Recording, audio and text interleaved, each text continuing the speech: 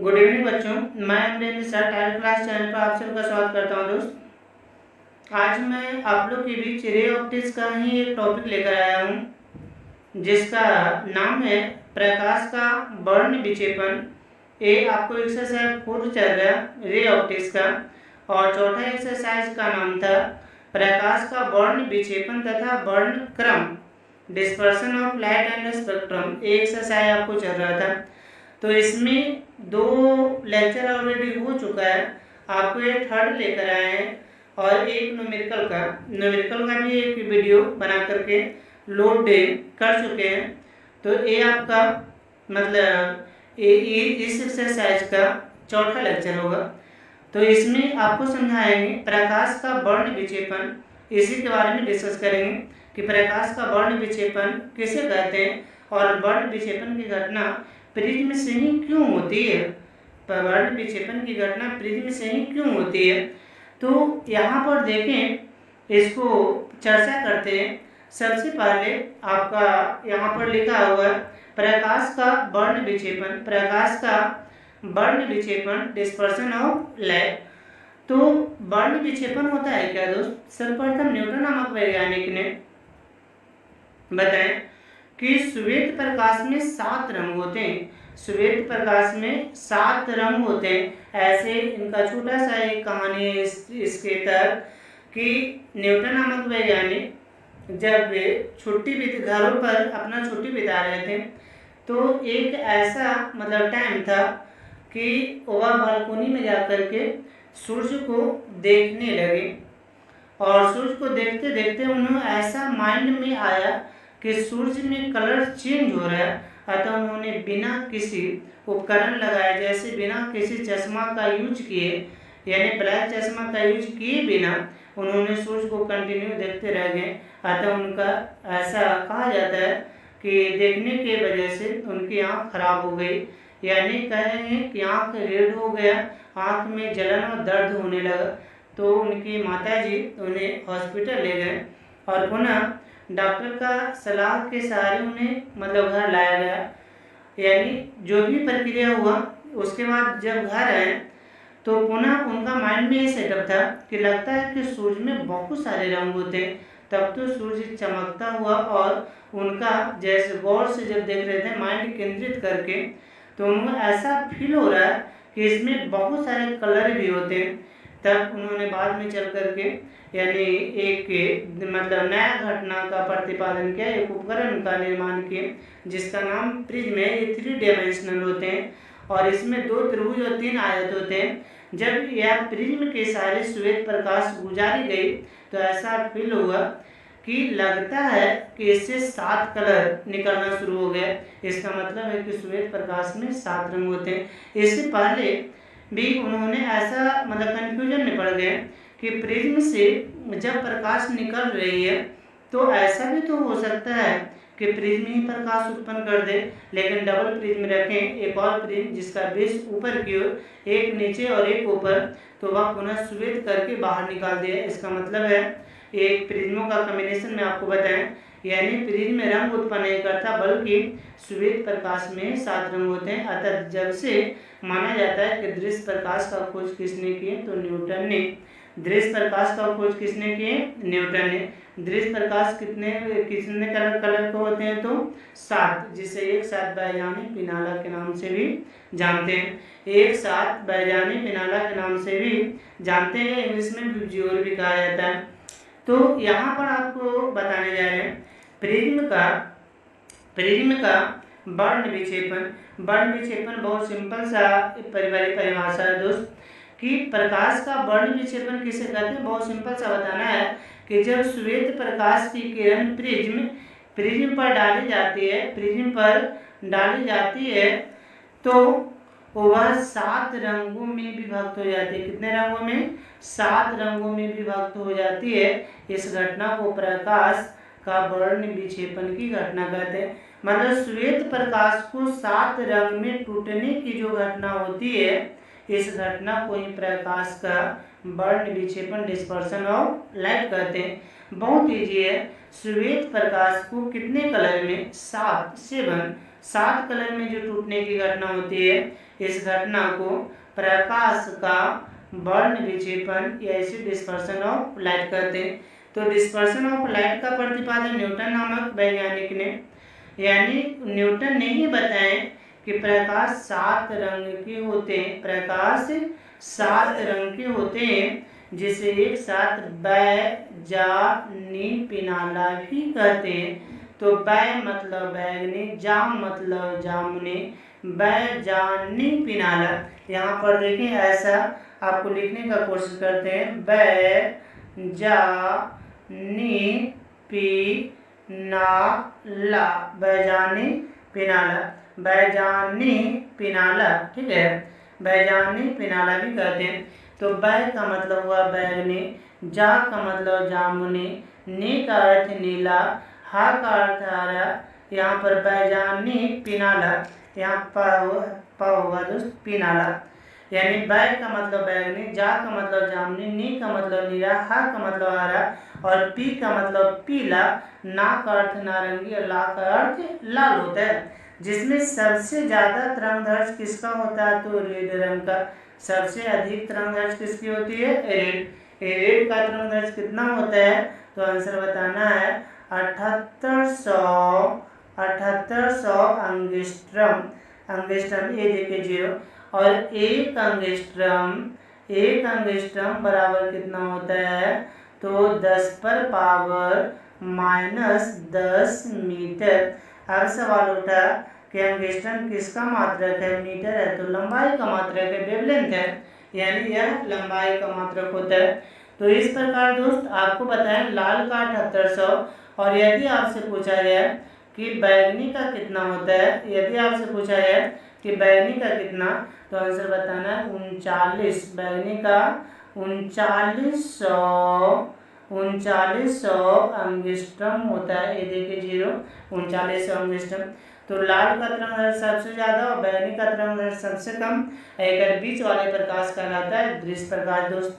तो ये आपको बताएं, यानी आप देखिए इसके आगे यहाँ पर लिखा हुआ भी है, यानी यहाँ पर से आपको समझा रहे हैं। कहता है कि वर्ण विक्षेपण के फलस्वरूप श्वेत प्रकाश 7 रंग में विभक्त हो जाता है। इन सभी रंगों को एक साथ बैजानी पिनाला कहते हैं। अभी बताएं, इन सभी रंगों को एक साथ बैजानी पिनाला कहते हैं। तो यहाँ पर देखें बैजानी पिनाला में कौन कौन सा रंग आएगा, तो यहाँ पर देखें बै का अर्थ क्या हुआ, तो बै का अर्थ बैगनी, पहले लाल, तो ला का अर्थ लाल हो गया, नी का अर्थ नीला, पी का अर्थ पीला, हा का अर्थ हरा, ना का अर्थ नारंगी, जा का अर्थ जामुनी और बै का अर्थ बैगनी। तो यहाँ से लेकर के यहाँ तक जो प्रकाश है, यह प्रकाश को दृश्य प्रकाश कहते हैं। कौन प्रकाश कहते हैं, दृश्य प्रकाश। और इसका खोज किसने किए थे, तो न्यूटन ने। दृश्य प्रकाश का खोज न्यूटन। लाल का तरंगदैर्घ्य कितना होता है दोस्त, लाल का तरंगदैर्घ्य 7800 और बैगनी का तरंगदैर्घ्य कितना, तो 3900। लाल का तरंगदैर्घ्य 7800 और बैगनी का तरंगदैर्घ्य 3900, यानी 3900 होता है। अब सवाल उठा दो कि लाल के जो ऊपर भी तो कोई ऐसा प्रकाश होगा जिसका तरंगदैर्घ्य होता होगा, मतलब 7800 से ज्यादा भी होता होगा किसी का, तो हाँ दोस्त 7800 से ज्यादा भी होता है। 7800 से ज्यादा किसका होता है, तो अवरक्त इंफ्रारेड, ठीक है, अवरक्त किरण इंफ्रारेड रे। तो अवरक्त किरण का जो तरंगदैर्घ्य है 7800 से अधिक है, लेकिन परावैंगनी का तरंगदैर्घ्य है अल्ट्रावायलेट, इसका तरंगदैर्घ्य 3900 से कम होता है फ्रेंड, 3900 से कम होता है। यानी नीचे में 3900 से कम और ऊपर में क्या, तो 7800 से ज़्यादा, और 7800 से ज़्यादा वाला को क्या कहते हैं, तो अवरक्त कहते हैं। 7800 से ज़्यादा वाला को अवरक्त कहते हैं, और यहाँ 39 से कम वाला को क्या कहते हैं, तो परावैंगनी कहते हैं। तो इस प्रकार फ्रेंड आपको इतना समझाया। आगे सवाल उठा कि अवरक्त प्रकाश का खोज किसने किए होंगे, तो अवरक्त का प्रकाश का खोज किए थे हर्शल, ठीक है, यानी किसने किए थे फ्रेंड, तो याद रखना अवरक्त प्रकाश का खोज किसने, तो याद रखना हर्शल नामक वैज्ञानिक ने। हर्शल नामक वैज्ञानिक ने, यहाँ पर देखिए लिख देते हैं, यानी किसने किए थे, तो आंसर बताना है इसका यहाँ पर, यानी हर्शल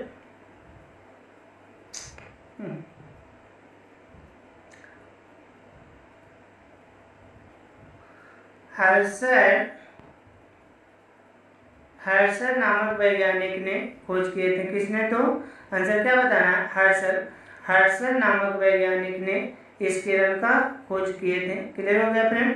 तो आगे चलते हैं। अवरक्त प्रकाश किसे कहते हैं, तो जिसका तरंगदैर्घ्य 7800 एंगस्ट्रॉम से ज़्यादा हो, 7800 एंगस्ट्रॉम से ज़्यादा हो उसे क्या कहेंगे, अवरक्त। और जिसका तरंगदैर्घ्य 3900 एंगस्ट्रॉम से कम हो तो उसका क्या नाम होता है, तो आंसर क्या बताना, उसका नाम परावैंगनी होता है। 3900 से कम परावैंगनी, 7800 से ज़्यादा अवरक्त। अवरक्त का खोज किसने, तो हर्शल। अब याद रखना है कि दोनों में ज़्यादा हानिकारक कौन होता है, अवरक्त होता है या परावैंगनी। तो याद रखना फ्रेंड, परावैंगनी। जिसकी वेवलेंथ कम होगी वह सबसे ज़्यादा हानिकारक, और जिसकी वेवलेंथ ज़्यादा होती है वह कम हानिकारक होता है। जिसका वेवलेंथ कम होता है वो हानिकारक ज़्यादा है, और जिसकी वेवलेंथ ज़्यादा होता है वह हानिकारक कम होते हैं। तो यहाँ पर अवरक्त भी है बट इसकी तुलना में कम है। अवरक्त उत्पन्न किससे करते हैं, तो आंसर बताएंगे LED। अवरक्त कौन उत्पन्न करता है, LED, लाइट इमिटिंग डायोड। और LED जैसे रिमोट से कौन प्रकाश निकलता है, तो आंसर बताना अवरक्त। रिमोट या LED अधिकांश अदृश्य प्रकाश उत्पन्न करता है। ये मॉडर्न फिजिक्स में पढ़ाएंगे। LED क्या है, इसका पूरा नाम होता है लाइट इमिटिंग डायोड। अवरक्त का पूरा नाम होता है, सॉरी, LED का पूरा नाम होता है लाइट इमिटिंग डायोड। और LED यानी रिमोट से जो उत्पन्न होता है वह कौन प्रकाश, तो अवरक्त प्रकाश। आपको कहेगा कि परावैंगनी, तो परावैंगनी उत्पन्न की जाती है जैसे सूर्य के प्रकाश है उससे परावैंगनी भी उत्पन्न होते हैं और अवरक्त भी होता है।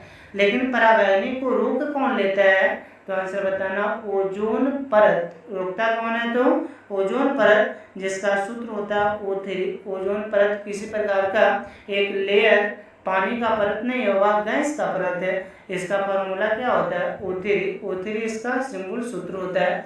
तो अवरक्त प्रकाश क्या करता है, आने वाली प्रकाश, परावैंगनी प्रकाश को वो रोक लेती है और उस मतलब फिल्टर कर देती है। जैसे मान के चले पानी है, गंदा पानी, और जैसे ही कपड़ा या फिल्टर से उसको छानते हैं तो मोटे मोटे कण बाहर निकल जाते हैं। वैसा ही ओजोन परत से जैसे ही प्रकाश से परावैंगनी जाती है तो ओजोन परत ही उसे शोषण कर लेता है, पृथ्वी तल पर इसे आने नहीं देता है।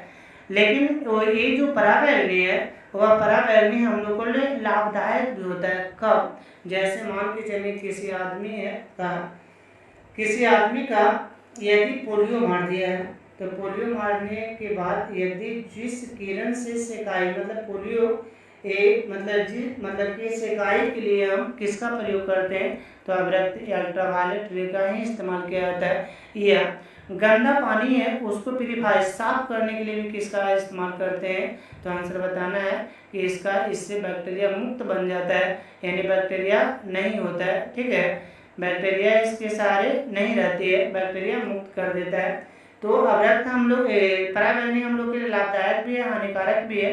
तो परावैंगनी से क्वेश्चन आता है, परावैंगनी का खोज किसने किए थे, तो आंसर बताएंगे रीटर। ठीक है, परावैंगनी का खोज किसने किए थे, रीटर नामक वैज्ञानिक ने किए थे। परावैंगनी का खोज रीटर नामक वैज्ञानिक ने किए थे। परावैंगनी का हम लोग का यूज किया है, तो आंसर बताएंगे पानी को जीवाणु यानी मुक्त करने में। ठीक है, या तो इसका इस्तेमाल किया जाता है, यानी कह सकते हैं कि जैसे किसी का पोलियो मार दिया तो उसकी सिकाई में इस किरण का इस्तेमाल किया जाता है, या कैंसर की बीमारी को उपचार में भी इसका इस्तेमाल किया जाता है। तो ये आपको बताएं। अब यहाँ पर आप देख रहे हैं, आगे चलते हैं इसी से रिलेटेड। यहाँ पर देखो लाल को जाना चाहिए था, यहाँ समझा रहे हैं ऐसे थोड़ा सा बढ़ा करके, लाल को यहाँ से देखें जाना चाहिए था रेड रंग को इस पर, लेकिन नहीं गई, रेड इस पर आ गई है। ठीक है, और बैगनी सबसे नीचे आ गया, रेड इस पर आ गया और बैगनी सबसे नीचे आ गया। इसका मतलब एक किरण पिक्चर जब सही बनाएंगे तो ऐसे खींच लेंगे, इस रूप में थोड़ा सा झुका के खींच लेंगे, यानी सामने सामने खींचा हुआ है इसको थोड़ा सा पिक्चर को सही कर लेंगे आप लोग। तो ये क्या है, ये वाला पिक्चर को ऐसे थोड़ा सा झुका देना है नीचे की ओर से। तो अब यहाँ पर क्या करें, यानी यहाँ से यहाँ विचलन देख रहे हैं कि जाना चाहता है यहाँ पर, लेकिन ये मुड़ जाती है, तो ये विचलन कम हुआ, लेकिन इसकी विचलन सबसे ज़्यादा हुआ। तो पूछेंगे सबसे ज़्यादा विचलन किसका होता है, तो बैगनी, और सबसे कम विचलन किसका होता है, तो रेड। लाल का विचलन सबसे कम और बैगनी का विचलन सबसे ज़्यादा होता है। लाल का विचलन सबसे कम होता है और बैगनी का विचलन सबसे ज़्यादा होता है। तो इस रूप में आपको बताएं, यहाँ से ए आपसे पूछेगा, कहेगा मिडिल का कलर कौन सा है, तो यहाँ पर देखें 1 2 3 वो ऊपर में और 3 वो नीचे में, तो मिडिल का रंग कौन सा है, तो आंसर बताना है ग्रीन, हरा। मिडिल का रंग कौन सा है, तो आंसर बताएंगे हरा। ऊपर का रंग कौन सा है, तो लाल। सबसे नीचे का रंग कौन सा है, बैगनी। अब इसमें क्या है, क्रांति कोण ज्यादा किसके लिए होता है, तो लाल के लिए, क्रांति कोण सबसे ज्यादा लाल। और कहेगा कि क्रांति कोण सबसे कम किसके लिए, तो आंसर बताना है बैगनी, ठीक है, क्योंकि sine C equal to lambda होता है, लैम्डा के समानुपाती होता है। अब इसके बाद आगे चलते हैं दोस्त, इससे रिलेटेड आगे सवाल देखेंगे आगे क्या कह रहा है। अब इसी से रिलेटेड है जो ऑब्जेक्टिव है, इसको ध्यान देंगे।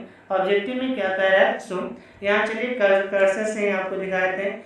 कहता है कि लाल रंग का तरंगदैर्घ्य 7800 एंगस्ट्रॉम और बैगनी का तरंगदैर्घ्य 3900। अभी भी आपको समझाएं कि लाल का होता है 7800 एंगस्ट्रॉम और बैगनी का होता है 3900 एंगस्ट्रॉम, ठीक है। लाल 78 और बैगनी 3900 एंगस्ट्रॉम होता है।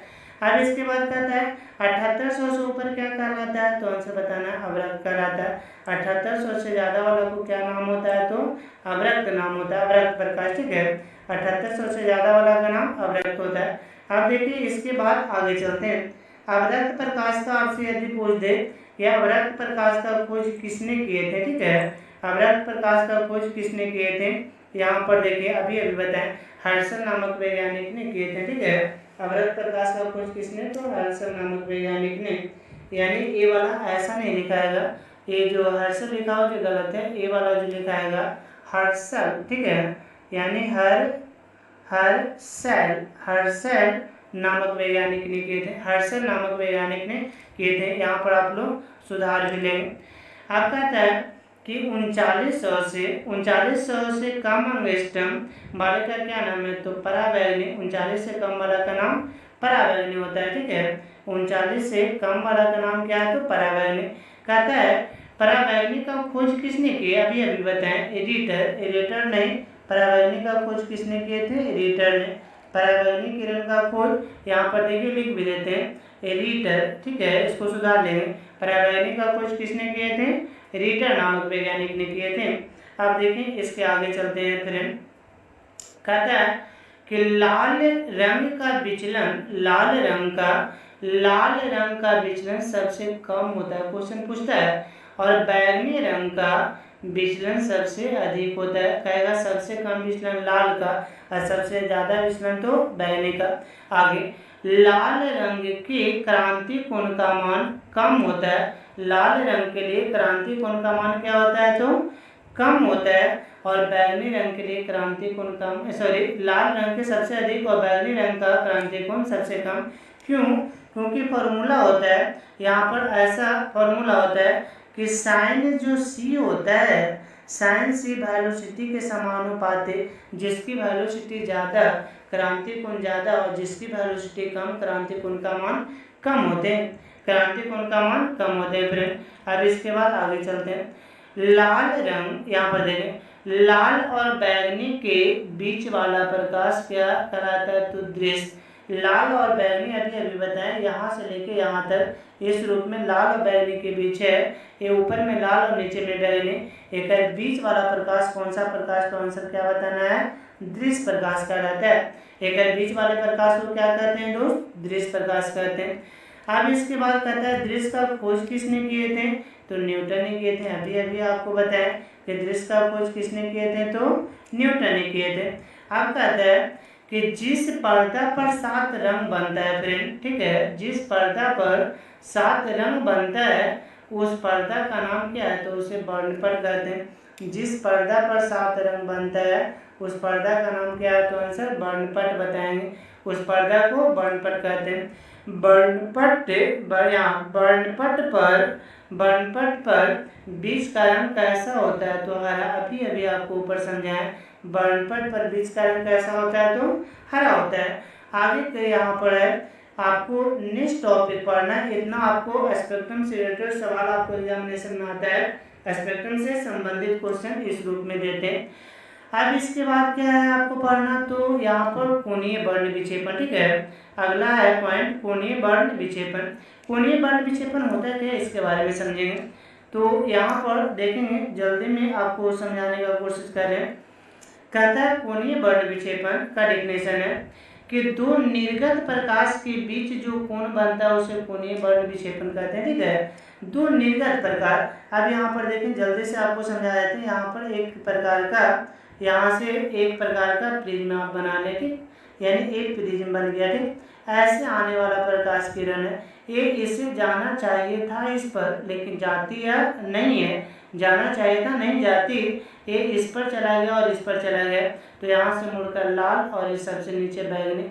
अब इसको डॉट डॉट से पीछे की ओर बढ़ाते हैं, ठीक है, डॉट डॉट से पीछे की ओर, इसको भी डॉट डॉट से पीछे की ओर। देख रहे हैं कि यहाँ पर एक प्रकार का छोटा सा कोण बन जाता है। जो कोण बनता है उस कोण का ही नाम क्या होता है, तो आंसर बताएंगे। उस कोण को हम कहते हैं यानी कोणीय वर्ण विक्षेपण, उस कोण का नाम है कोणीय वर्ण विक्षेपण। अब यार इसे अच्छी तरह से आप देखना चाहते हैं तो यहाँ से आपको एक प्रकार का और आपको यहाँ से दिखाना चाहते हैं इस रूप में।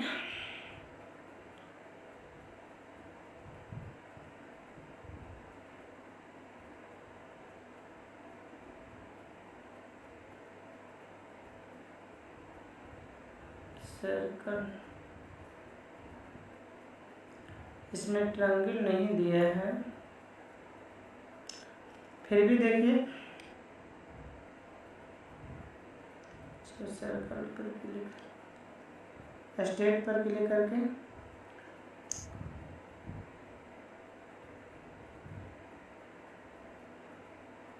ये प्रिज्म हो गया, ठीक। इसके बाद देखिए ये आने वाला प्रकाश किरण हो गया, ठीक। जैसे इसे जाना चाहिए था, डॉट डॉट से इस पर जाना चाहिए था, नहीं गई, ये क्या हुआ, क्या यहाँ से मुड़कर यहाँ पर आ गया, ये वाला ऐसा, ठीक। यहाँ से दो रंग में टूट गया, यहाँ से यहाँ गया और यहाँ से एक और निकल के यहाँ पर आ गया। ये रेड है या ऊपर में रेड, इसको ऐसे निकाल दें, और वायलेट है, इसको ऐसे निकाल दें। अब बीच की दूरी दोनों बढ़ रही है, तो आप इसको क्या किए कि इसको डॉट डॉट से हम पीछे ले आएंगे, ऐसा इस रूप में यहाँ पर मिला दें, और इस किरण को यहाँ से आप ऐसे मिला दें, तो देख रहे होंगे कि यहाँ पर एक प्रकार का, इस जगह पर एक प्रकार का कोण बनाएगा। ये छोटी सी जो कोण होगी यह कोणीय विचलन कोण कहलाता है। इस कोण को क्या कहते हैं, विचलन कोण कहते हैं, यानी कोणीय वर्ण विक्षेपण कहते हैं। आप देखिए आगे चलते हैं, यहाँ पर आपका अभी पिक्चर बना के बताएं जी। अब इसी से आगे आपको लेकर चलते हैं इसका, यानी इसे मतलब यहाँ पिक्चर में देख रहे होंगे ये क्या है, जो यहाँ से देखें आने वाली किरण हो गया, एक जाना चाहिए था इस पर नहीं गई, यहाँ पर देखें रेड निकल गया, यहाँ येलो और नीचे में वायलेट। अब यहाँ रेड और येलो के बीच में यहाँ पर देखिए कोण बन गया, ये कोण को कहते हैं क्या, तो कोणीय वर्ण विक्षेपण कहते हैं। अतः यहाँ से यहाँ टोटल विचलन डेल्टा भी, और ये डेल्टा, अतः थीटा बराबर डेल्टा भी घटाव डेल्टा, अतः थीटा बराबर a into n b minus one. एक फॉर्मूला होता है, फॉर्मूला क्या होता है, डेल्टा एम बराबर फॉर्मूला आपको बताए थे, डेल्टा एम बराबर फॉर्मूला होता है, यहाँ से देखें यानी ए इंटू एन माइनस वन, ए इंटू एन माइनस वन, ए इंटू एन माइनस वन। तो यहाँ पर ए आपका फॉर्मूला हो गया दोस्त। अब इसी से फॉर्मूला पर यहाँ पर हम आपको सेट कर दिए, तो आपका यहाँ इतना लिख दिए, ये आपका ए कॉमन कर लिए तो ये हो गया। अब यहाँ वन से यहाँ पर ब्रैकेट हटेगा, ए माइनस माइनस प्लस होगा तो ये वाला कट हट जाएगा, यहाँ गलत थोड़ा सा लिखा हुआ है, यानी ए वाला से ए वाला कट जाएगा, ब्रैकेट हट जाएगा तो माइनस ए प्लस कट गया तो इतना हो गया। अतः थीटा ये आपका रिजल्ट हो गया। समीकरण 1 के कोणीय वर्ण विक्षेपण के लिए व्यंजक है। कोणीय वर्ण विक्षेपण के लिए व्यंजक है।